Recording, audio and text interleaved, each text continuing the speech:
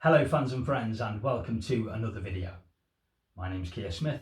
Today's video is part one of two. Over the next two videos I'm going to pick my favourite album from each year, beginning with the year 1963 all the way through to 2023. This video is part one and I'll take you through from 1963 to 1993, and in the second video from 1994 to 2023. Naturally, with so many great albums at my disposal, this was a really difficult task, but once I got the two lists together, it was apparent that part one was much easier to do than part two. But this video is part one, so say no more, let's get to it. And if you're wondering why I've started with the year 1963, well, that's because I'm a huge Beatles fan and I don't really have too many albums before that year.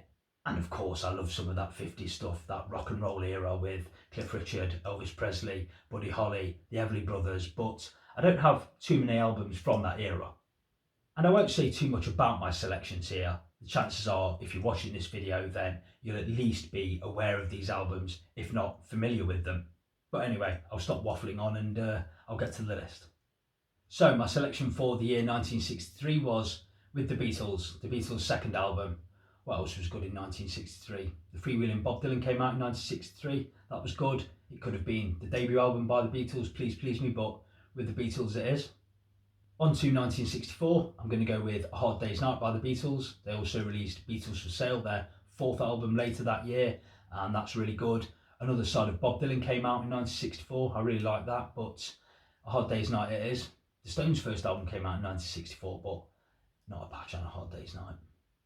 On to 1965, I've gone with Rubber Soul by the Beatles. Highway 61 Revisited came out by Bob Dylan. Turn Turn Turn came out by the Byrds. That was good, but again, a long way second to Rubber Soul. As far as I'm concerned, the Beatles were blowing everything out of the water, but in 1966, they certainly faced some stiff competition, but I'm still going to go with Revolver. Blonde on Blonde is an amazing album, as is Pet Sounds by the Beach Boys, but Revolver it is, because it's an absolute masterpiece. On to 1967, Sgt. Pepper's Lonely Hearts Club Band by the Beatles. Their Satanic Majesty's Request by the Rolling Stones. I really like that album. It's quirky, a bit mad, but a pale imitation of this. For 1968, I've got the Beatles' self-titled album, lovingly known as the White Album. 30 songs, the best double album ever. Just so many different styles, variety of song, absolutely brilliant. Other great releases that year, Ogden's Nut Gone Flake by the Small Faces. I really like that. Beggar's Banquet was good by the Stones, but the Beatles head and shoulders above everyone else. On to 1969, my favourite Beatles album. Yes, I'm going with Abbey Road. What else was good in 1969? Led Zeppelin's first two albums came out in 1969. Let It Bleed was really good by the Stones. I do quite like Trout Mask Replica by Captain Beefheart and his Magic Band, but that is utterly bonkers, and the Beatles, Abbey Road, my favourite album ever. It's the best. On to 1970, and I've got to go with George Harrison's All Things Must Pass. A triple album. So much to love about this album. So many great songs, and I love it dearly. Other good albums that year, Led Zeppelin 3 came out that year. I think Derek and the Dominoes, Layla came out that year. A really good album too, but it doesn't come close.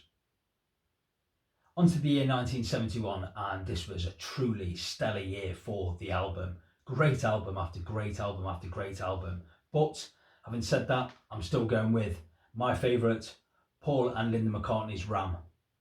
It's my favourite post-Beatles album by Paul, an absolutely stunning collection of songs, and Led Zeppelin 4 came out that year, an amazing album. Sticky Fingers, Imagine by John Lennon, What's Going On, Marvin Gaye. Yes released two albums with the Yes album and Fragile, but Ram it is. I make no apologies for those previous selections. It may be a little bit boring, dull, predictable, but they are my favourites. Those albums mean so much to me. But I am pleased to say we have a new artist entering the fray for 1972. And this was so difficult. I juggled these two around, but I've made my choice. It was going to be Close to the Edge, and I'm still not sure. I want it to be Close to the Edge, but it's going to be Exile on Main Street by the Rolling Stones. Both amazing albums, of course, but there can be only one, so Exile on Main Street it is, by a whisker. It's entirely possible that I own more albums from the year 1973 than any other year. I absolutely love Quadrophenia by The Who, another double album, and Tales from Topographic Oceans by Yes, another double album. Lark's Tongues in Aspic by King Crimson, great album. Goat's Head Soup by The Stones was good. Band on the Run by Wings, amazing. Mind Games by John Lennon, very good. Living in the Material World, George Harrison, very good. Berlin by Lou Reed, Brain Cells Surgery, Emerson Lake and Palmer, love these albums. But if there can be only one, surprise, surprise, Dark Side of the Moon by Pink Floyd. No more needs to be said. Shit, I forgot Aladdin Sane by David Bowie. On to 1974. I love Walls and Bridges by John Lennon.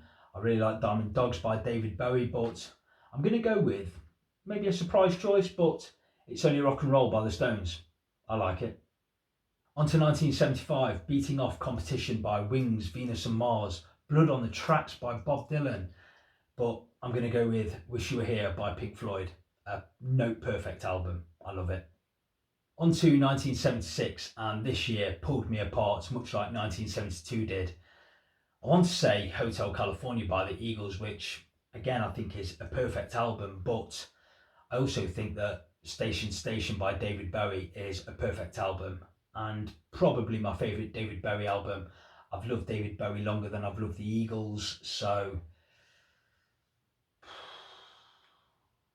Station Station.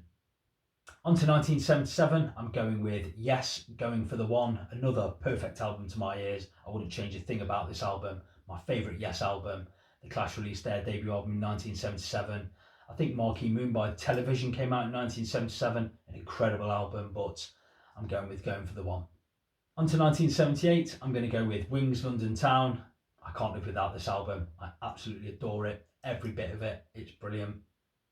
On to the year 1979, and when I first wrote this list, it was London Calling that went from pen to page very quickly, and then I thought George Harrison's self-titled album, a beautiful album, one dear to my heart, but as I sat and thought a bit longer, it was only ever going to be Pink Floyd, The Wall.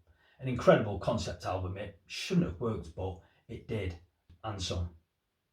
On to the year 1980, I'm going to go with McCartney 2. It's daft, but absolutely brilliant. I can't get enough of this album, and I did a video a few months back and joined that thread where we spoke about the 10 albums I listened to most. Well, after the Beatles' White Album, I think it's this. I've listened to this so many times, it never gets boring and I love it. Oh, I want to make an honourable mention for the year 1980. John Martin, Grace and Danger. Love that album. It's a tearjerker, a heartbreaker even, but a great album for sure. On to the year 1981, the year I was born, but it wasn't a great year for the album. Ghost in the Machine was good by The Police. Face Value by Phil Collins, that was the first on my list, but then it was replaced by Time by ELO, my favourite album by the band. On to the year 1982, I immediately thought Tug of War by Paul McCartney, and then I thought Imperial Bedroom by Elvis Costello and the Attractions, and then, of course, Thriller by Michael Jackson. This album's been with me longer than any other album in my life. Since I was about 6 or 7 years old, I reckon. It's the best. On to the year 1983, and this was an easy pick. Nothing came close because this is my favourite Pink Floyd album, The Final Cut, the much maligned The Final Cut. And I still don't know exactly why this album resonates so strongly with me, but it does. It packs a real emotional punch that gets me right in the guts. In 1984, the Smiths released their debut album, but my pick is Born in the USA by Bruce Springsteen, an album jam-packed with amazing songs. On to the year 1985, Brothers in Arms by Dire Straits was really unlucky to miss out here because that is a near perfect album, if not perfect. Meter's Murder, the second album by the Smiths, absolutely brilliant. Great songs across that album, but again, this one, it has a personal touch for me. It's Stevie Nicks, Rock a Little. On to the year 1986, and yes, of course, I like Press to Play by Paul McCartney, but Black Celebration by Depeche Mode was unlucky to miss out, but The Queen is Dead by the Smiths, my favourite album by the band, and a top 10 album ever for me. Breathtaking stuff. On to 1987, I'm going to go with the Smiths' last album, Strange Ways Here We Come. Cloud9 was great by George Harrison. Was Appetite for Destruction 1987, Guns N' Roses? Absolutely brilliant. Music for the Masses, Depeche Mode. Great stuff, but Strange Ways, Here We Come, a brilliant final album. On to 1988, Travelling Wilburys, Volume 1, George Harrison, Bob Dylan, Jeff Lynne, Tom Petty, Roy Orbison. 10 tracks, great songwriting craft and contributions by all 5 members. What's not to like? On to 1989, so good, I got the t-shirt. The Cure, Disintegration, and again, this is another personal, deeply affecting album. It does some strange things to me, this does. I love Disintegration so much that it even fended off Bleach by Nirvana, their brilliant debut album, and another brilliant debut album, The Stone Roses. On to 1990, I'm going to go with Violator by Depeche Mode, and they were a band truly at the top of their game when they released this. I'd still rank it behind Songs of Faith and Devotion as my favourite Depeche Mode album, and probably Black Celebration second, this third, but it's a great album. And to my ears at least, 1991 was another truly great year for the album. Nevermind came out by Nirvana, 10 by Pearl Jam, I really like Genesis, We Can't Dance, and Into the Great Wide Open by Tom Petty and the Heartbreakers, Kill Uncle by Morrissey, KLF, The White Room. What a joy that album is. I love that. But I'm going to go with Achtung Baby, U2's best album for me. Again, a band right at the peak of their game.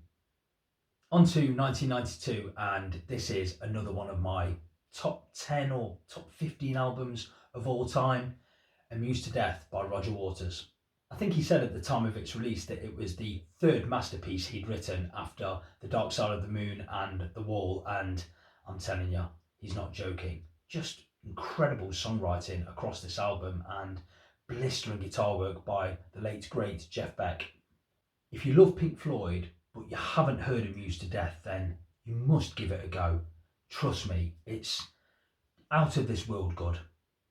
And for 1993, and rounding off part 1 of this video, my favourite albums from 1963 to 1993, it's In Utero by Nirvana.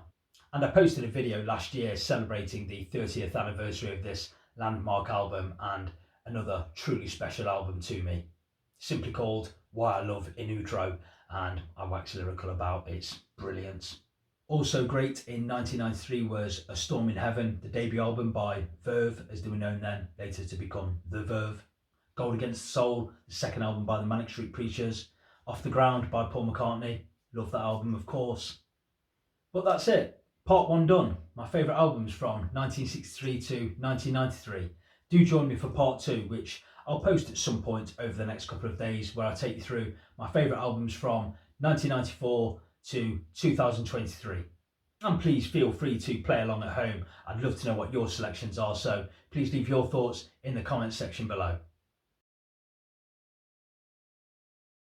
And thanks in advance to everybody who stops by and watches this video. I appreciate your time. I hope you enjoyed the video, and I'll see you for part 2 soon. Bye for now.